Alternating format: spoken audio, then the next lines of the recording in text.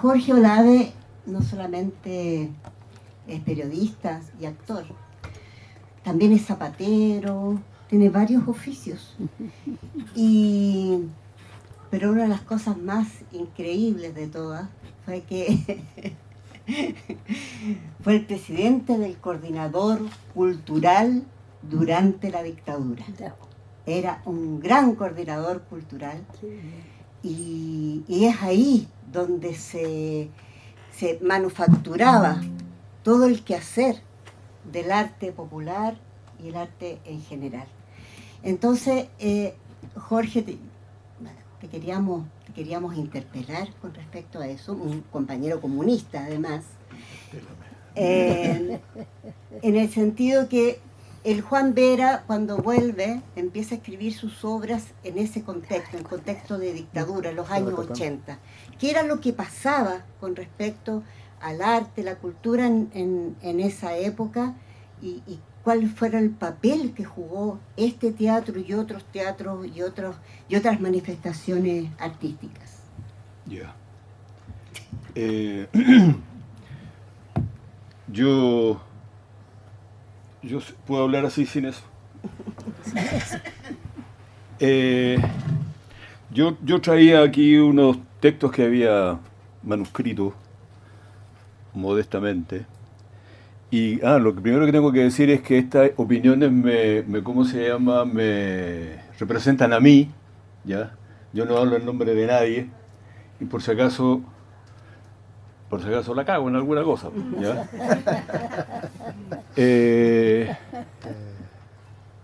Me pidieron los compañeros cuando conversamos la primera vez que hablara sobre el contexto de cuando estaba el Juan y el Teatro del Riel, cómo comenzó y qué sé yo.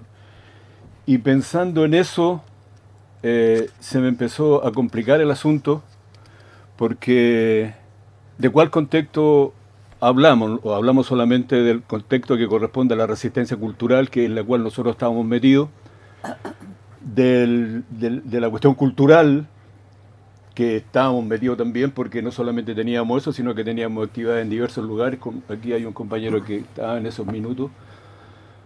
De la cosa política, de la tradición cultural chilena, es decir, de cómo nosotros nos insertábamos en una tradición en la cual el movimiento cultural había jugado un papel, también cómo impactaba en nuestro contexto, es decir, la historia personal del Juan y yo, que veníamos del gobierno popular y que habíamos trabajado en el gobierno popular y que fuimos dirigentes durante el gobierno popular y que vivimos todas las transformaciones, los cambios, las rupturas, las destrucciones de repente de todo lo que nosotros pensábamos que era y decíamos en ese minuto era irreversible, y no era nada irreversible la weá. Entonces se hace complicado poder, y sobre todo además con lo que dijo el compañero, con lo que leyó, ¿cómo se llama? La compañera. La compañera.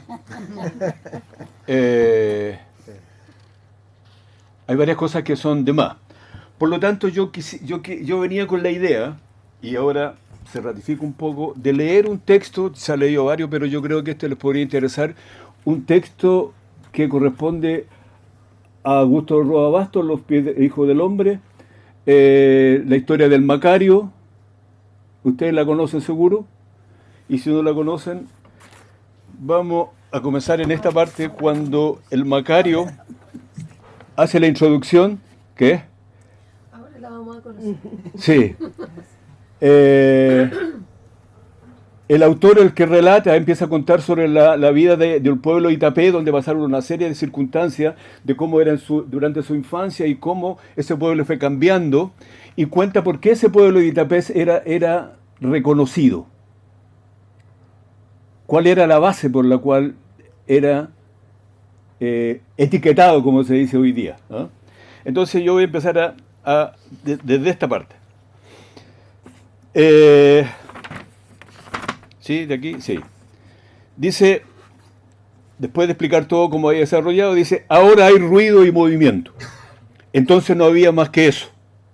Los ranchos amojonaban de trecho en trecho el camino a Borja y Villarrica, sobre cuya cinta polvorienta se eternizaba alguna carreta flotando en la llanura. y otra cosa resta de aquel tiempo. Como a media legua del pueblo se levanta el cerro de Itapé. La carretera pasa a sus pies, cortada por el arroyo que se forma en el manantial del cerro. A ciertas horas, cuando el promontorio se hincha y deshincha en las refracciones, se alcanza a ver el rancho del Cristo en lo alto. Un rancho del Cristo en lo alto del cerro, recortado contra la chapa incandescente del cielo. Allí solía solemnizarse la celebración del Viernes Santo. Yo creo que, un paréntesis, yo creo que todas estas cuestiones que aquí estoy, estos criterios de ¿cómo se llama?, de contexto que tienen que servir para la interpretación, todos quedan medio estrechos, porque hay un tema de sensibilidad, de espiritualidad, que de repente esa palabra a nosotros como que nos inquieta un poco y que es súper fuerte. Los itapeños tenían su propia liturgia, una tradición nacida de ciertos hechos no muy antiguos, pero que habían formado ya su leyenda. El Cristo estaba siempre en la cumbre del cerrito, clavado en la cruz negra, bajo el redondel del espartillo terrado semejante al toldo de los indios que lo resguardaban de la intemperie. No necesitaban, pues, representar las estaciones de la crucifixión. Luego del sermón de las 7 palabras venía el descendimiento. Las manos se tendían crispadas y trémulas hacia el crucificado. Lo desclavaban casi a tirones, con una especie de rencorosa impaciencia. El gentío bajaba el cerro con la talla a cuesta, ululando roncamente sus cánticos y plegarias. Recorría la media legua del camino hasta la iglesia, pero el Cristo no entraba nunca en ella. No entraba en ella jamás, dice aquí. Llegaba hasta el atrio solamente. Permanecía un momento, mientras los cánticos arreciaban y se convertían en gritos hostiles y desafiantes. Un rato después las parihuelas giraban sobre el tumulto y el Cristo regresaba al cerro en hombros de la procesión, brillando con palidez cadavérica al humeante resplandor de las antorchas y de los faroles encendidos con velas de cebo. Era un rito áspero, rebelde, primitivo, fermentado en un reniego de insurgencia colectiva, como si el espíritu de la gente se encrespara al olor de la sangre del sacrificio y estallase en ese clamor que no se sabía si era angustia o de esperanza o de resentimiento a la hora nona del viernes de la pasión. Esto nos ha valido a los itapeños el mote de fanáticos y herejes. Pero la gente de aquel tiempo seguía yendo año tras año al cerro a desclavar el Cristo y pasearlo por el pueblo como una víctima a quien debían vengar y no como a un Dios que había querido morir por los hombres. ¿Acaso este misterio no cabía en sus simples entendimientos? ¿O era Dios y entonces no podía morir? ¿O era hombre, pero entonces su sangre había caído inútilmente sobre sus cabezas sin redimirlos, puesto que las cosas solo habían cambiado para empeorar? Quizás no era más que el origen del Cristo del Cerrito lo que había despertado en sus almas esa extraña creencia en un redentor harapiento como ellos, y que como ellos era continuamente burlado, escarnecido y muerto desde que el mundo es mundo. Una creencia que en sí misma significaba una inversión de la fe, un permanente conato de insurrección. Tal vez a quien verdaderamente querían desagraviar o al menos justificar era aquel Gaspar Mora, que es el personaje que cuenta toda la historia. Un constructor de instrumentos que al enfrentar de lepra se metió en el monte para no regresar al pueblo. Ese Gaspar Mora, hay miles de Gaspar Mora, y aquí yo creo que estamos ante un Gaspar Mora, porque los Gaspar Mora, después al final yo digo algo sobre ese Gaspar Mora. Nunca lo nombraban, sin embargo, en otra tácita y probablemente instintiva confabulación de silencio. Y aquí viene la parte que a mí me parecía que era importante que yo dijera, porque al final es mi interpretación. Yo fui con mucho orgullo profesional de la revolución durante toda mi vida. Claro que ser profesional durante la dictadura era mal negocio porque la plata siempre se perdía y no llegaba nunca. Y, y mi testimonio está absolutamente conectado con eso, es decir, es sesgado, es todo lo que ustedes quieran desde este punto de vista. Yo era muy chico entonces.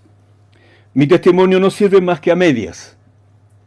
Ahora mismo, mientras escribo estos recuerdos, siento que a la inocencia, a los asombros de mi infancia, se mezclan mis traiciones y olvidos de hombre, las repetidas muertes de mi vida.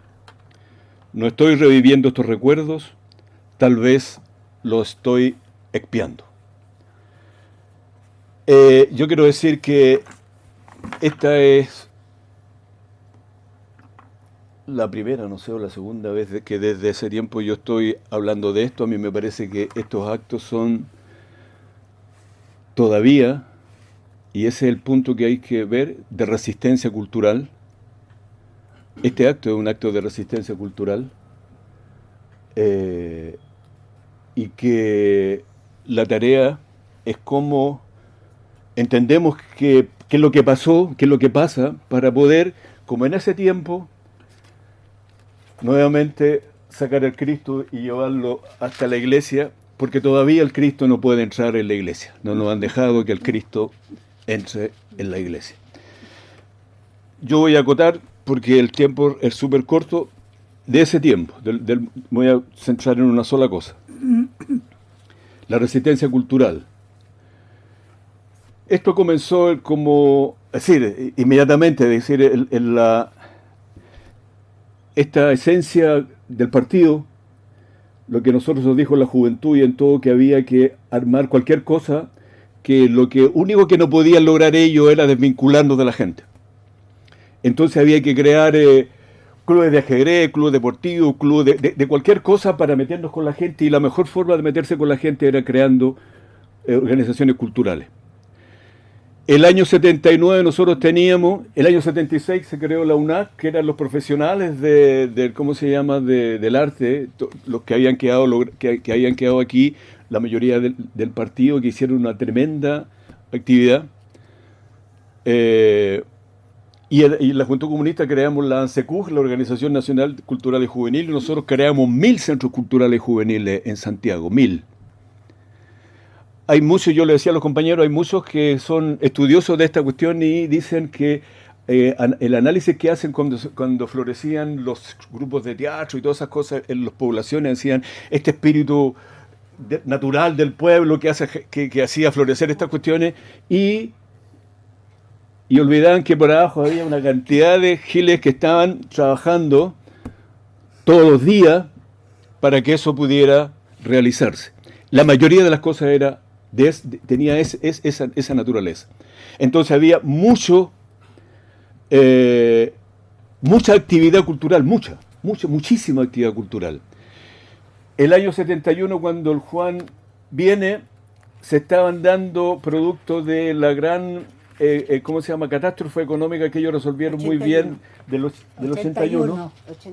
La catástrofe económica con el dólar a la paridad, lo que está tratando de hacer el Gil del Milei, y que de repente de un día para otro lo subieron a 30 pesos y después lo subieron a 60, es decir, los viejos que tenían un crédito en dólares, le subió de un día para otro 30 veces, y se produjo ahí un gran quiebre en la economía y el 72 nosotros empezamos con lo que se llamaba las marchas del hambre. 82. 82. ¿Qué estás diciendo 70? Ah, 82. Sí, 80. Sí, bueno, pero Una década nomás. 10 años no es nada. A esta altura del partido. El 82 empezaron las marchas del hambre, y el 82 pasamos varios al partido ya viejo, y se empezó a generar la necesidad de un coordinador cultural que agrupara ya una extensa y muy variada actividad cultural que había en todas las expresiones artísticas, del cine, de la fotografía, del folclore, de los caricaturistas, en el teatro había una cantidad muy grande, porque nosotros antes habíamos creado lo que se llamaba la JAT, la agrupación de jóvenes artistas de teatro, y hacíamos, porque había muchos grupos de teatristas jóvenes, hacíamos encuentros en las poblaciones, en muchos lugares, es decir, había un despliegue muy grande de actividad cultural. Y ese coordinador cultural que venía como a... Y esto es importante porque tiene que ver con la cosa más sustantiva de esto. En el fondo de todo esto, está el proceso de lucha por la justicia del pueblo de Chile. El pueblo no es la masa ni es la gente, como dicen ahora. ¿Ah? El pueblo es la gallá en la calle. Es la gallá en la calle expresando su... Ese es el pueblo. Expresando sus necesidades, expresando su opinión. Ese es el pueblo. Incluso política y técnicamente, ese es el pueblo. Los otros son... que el pueblo siempre ha tratado de lograr la lucha desde Recabarren, lo dijo el compañero, alguien lo dijo, que el Recabarren entendió claramente que esa lucha tenía que estar vinculado al desarrollo cultural, espiritual del pueblo. Que no hay posibilidades, porque la revolución no es, no es un combate callejero, la revolución es el cambio de todo, el cambio de las maneras de vivir. Esa es la revolución. La transformación total, integral, esa es la revolución. Esa lucha que el pueblo ha dado ha tenido siempre, y aquí al final termino con eso, nunca nos han dejado entrar a la iglesia. Nunca. Nos sacaron de la iglesia cuando estábamos con el gobierno popular, nos echaron a patadas para afuera. Pero hemos seguido. Y el tema es que esa cosa está vinculado a otro tema importante, a la organización. A la organización. La organización es la base y es la posibilidad de que el pueblo, primero de construir democracia, es decir, la organización es el sujeto colectivo, no el tipo, es el sujeto colectivo, es el grupo social, es las clases que aspiran mediante ese mecanismo a transformar la realidad. Es vital la organización, que hoy día lamentablemente no tenemos. La organización. Y los artistas, como una suerte de canto del cisne que muere, porque en ese minuto, el 82, 83, 84, se estaban dando los resultados de la profunda contrarrevolución que había generado Pinochet, las transformaciones de la base material que venían dando, ¿cómo se llama?, expresándose en la sensibilidad y en la cultura, la cuestión individualista, la manera de mirar las cosas a partir de un sujeto individual. Esa lucha se expresó como última instancia en el coordinador cultural. Hicimos un congreso con los curas en Padre Hurtado, vinieron de todo el país, desde Arica hasta Chiloé, más allá. Vinieron delegaciones de otros países, teníamos, inauguramos eso y teníamos actividad en todas las poblaciones, es decir, teníamos un despliegue de actividad impresionante y eso no se sabe hoy día. Yo el otro día fue a un encuentro con unos compañeros y no tenían la más pequeña idea.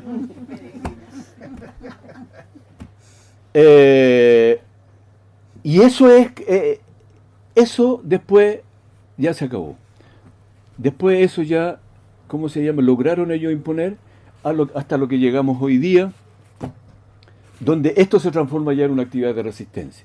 Y yo creo que ese es el valor de los compañeros. Yo me siento muy, muy, muy honrado y muy, Conmovido. Gracias, compañero. Emocionado. Porque de verdad es como lo que hicimos antes. Es como lo hicimos las primeras veces. Es igual que eso. Así lo hacíamos. Éramos poquitos y de a poco la cosa fue creciendo. Y al final les quiero leer esto, porque esto yo lo creé, mi homenaje al compañero. Perdimos, como se sabe, perdimos esto. Aquí perdimos también, porque el Macario quería meter, digamos, esa imagen del Cristo que había creado un lazariento, según ellos, pero la quería que fuera el Cristo que estuviera en la iglesia, pero los curas lo quisieron y trajeron al obispo Maíz, no sé quién, y que era experto en tollo, así como ahora son los expertos en tollo, manejan los medios de comunicación y los convenció a todos de que no era importante que estuviera adentro, que mejor que estuviera en el cerro. Y el Macario entendió que eso era una derrota, que eso era una derrota. Este privilegio, el orador sagrado conmovió a la muchedumbre y la ganó para sí. La voz del Pai Maíz era famosa por su calidez, potencia, y dominaba con una tersura incomparable el guaraní, como en los tiempos de Montoya, es decir, la persuasión a través, en este caso, de este caballero. No le costó convencer a los itapeños de que el Hijo de Dios en su infinita humildad había permitido que su imagen naciera de las manos de un leproso, como 2000 años antes quiso nacer en un pesebre. Este privilegiado cerro de Itapé, agregó el predicador, se va a llamar ahora Tuparrapé, porque el camino de Dios pasa por los lugares más humildes y los llena de bendición. Así se llama hasta hoy, Tuparrapé, que en lengua india significa camino de Dios. Yo no estuve de acuerdo, dijo ya Macario. No había por qué cambiar el nombre. En todo caso, el cerrito del Cristo leproso se hubiera debido llamar Cuimbae Rapé, camino del hombre. Porque el hombre, mis hijos, decía repitiendo casi las mismas palabras de Gaspar, tiene dos nacimientos. Uno al nacer, otro al morir. Muere, pero queda vivo en los otros, si ha sido cabal con el prójimo. Y si sabe olvidarse en vida de sí mismo, la tierra come su cuerpo, pero no su recuerdo. Para el hijo de uno de los esclavos libertos del Supremo, esta era acaso la única eternidad a que podía aspirar el hombre. Redimirse y sobrevivir en los demás. Puesto que estaban unidos por el infortunio, la esperanza de la redención también debía unirlos hombro con hombro. Eso, compañero.